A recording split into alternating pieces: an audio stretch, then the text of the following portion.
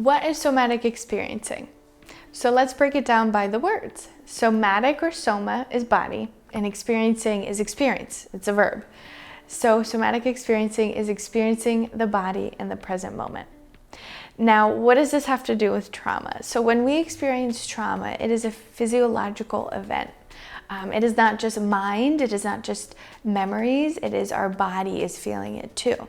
So somatic helps the body complete what it might have not been able to in the trauma. With trauma, we can get stuck in a loop, and then we're in that loop and it feels like we're doing the same thing, but we're not getting any improvements. And somatic can help with that. And this also helps with reconnecting the body and the brain connection.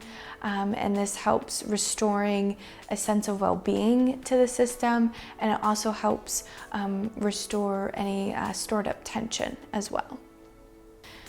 So let's look at a regulated system and a dysregulated system. So with a regulated system, when activation happens, and activation is anything that's overwhelming or triggering, threatening to the system, when that happens, the system automatically goes into fight, flight, or freeze. And this is done subconsciously. The system will choose whichever one has the greatest survival rate. And when that system then realizes it's safe, the threat is over, it then has to discharge all that energy. And in a regulated system, it discharges it, and then it's able to go to the next threat, or it's able to take rest, and it can move on. A great example of this, if you've ever seen a deer in the woods. So let's say the deer is getting water, and all of a sudden it hears a noise, and it looks up, and it has to decide, okay, do I need to go into fight, flight, or freeze? Now, once it realizes, let's say the sound was a squirrel, then the system is able to know it's safe and it can discharge that, and you'll see the deer on the back shake it all out. That's the system in real time regulating itself. And this is something Peter Levine, founder of Somatic Experiencing, discovered, is that animals in the wild don't have PTSD. And why is that? Because they fully let the trauma response happen. Now, let's talk about a dysregulated system. So this is a system where, let's say, activation happens, and then it goes into fight, flight, or freeze, but then the trauma happens when it gets stuck in one of those. And then it just goes on a loop, so that every time activation happens, it goes and picks the same thing. And this is where anxiety, PTSD, chronic illness, that's where all those things start to show up. Because the system gets on a loop and it's not able to complete the trauma response.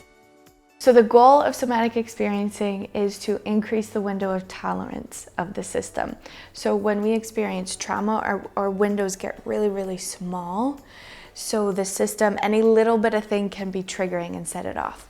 So with somatic, the whole goal is to increase those windows so that through any given day, the system can go through all the different emotions and triggers, and it can come back to center. The goal is never to not feel activation anymore. The goal is to be able to complete and move through it and complete it. This is resiliency. So every human being has resiliency in them, and that is the ability to move through challenging events or situations. And every nervous system is created for this. And it just shows that what you need, you already have inside of you, and it's just about outside help reminding your system of this. That is something that is the beauty of somatic experiencing. So I encourage you to take a minute here, notice what you're feeling. Does it feel overwhelming? Is your system telling you it's a little overwhelmed right now? Is your system telling you maybe there's some excitement because you can relate to this? Take a minute, check in, and notice what it's trying to tell you.